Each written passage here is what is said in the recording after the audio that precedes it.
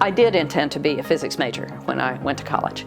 My mother was a math major in college, my dad was a doctor, and I wanted to be an astronaut. There were a few problems with that. Mainly, there were no women astronauts. Also, it required a whole lot of math and science, and that clearly was not in the cards for me.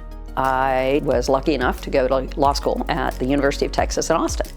I have been really fortunate in my life that the jobs that I've had have come through friends. When I got out of law school and started looking for jobs and thought about where am I going to go, I used my friend Bob Mann, my old professor, as a reference.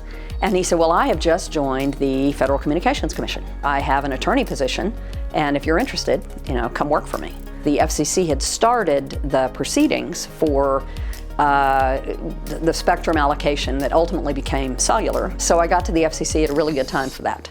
Then I went to the small law firm, Becker, Gurman, Lucas, Myers, O'Brien, and McGowan.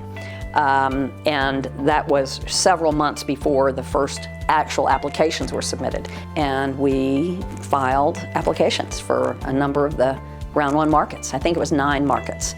In 1984, one of my former colleagues from the FCC called and said his buddy had been hired to start this new trade association. And his friend, Bob Mayer, had come from Capitol Hill and knew everything about the legislative process, but knew absolutely nothing about wireless or cellular. So he said, why don't you come talk to him and just fill him in? And we talked for a couple of hours. I thought the next morning, oh, I think he offered me a job. And that's how I ended up at CTIA. CTIA had been formed in that spring, and I joined that fall as the second employee. Those were great years because that's when all the really exciting stuff was happening.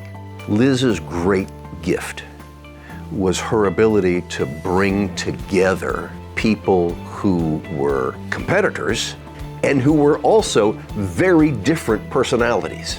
One of the fellows at Motorola described it on the technical standards side as, you're trying to get porcupines to dance with each other. I worked most in the early years on roaming issues.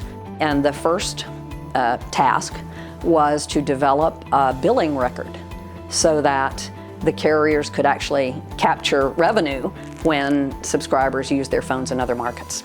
Cibernet, which Liz Maxfield was responsible for and oversaw for years and years and years and years. The cellular inter-carrier billing exchange record.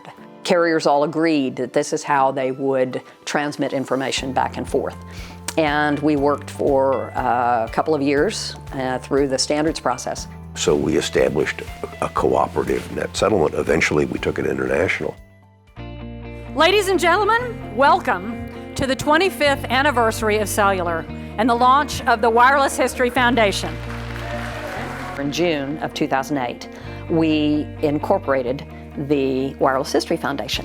I was delighted to step in as executive director and help collect the story of wireless. She's tirelessly traveled around the country getting oral and written histories. Thanks to her efforts, future generations will know a lot more about how this industry started. I am so fortunate to have worked with amazing folks through that whole journey. I think it's fabulous that Liz Maxfield has been selected for the Hall of Fame, because Liz Maxfield for so long has been the soul of the wireless industry.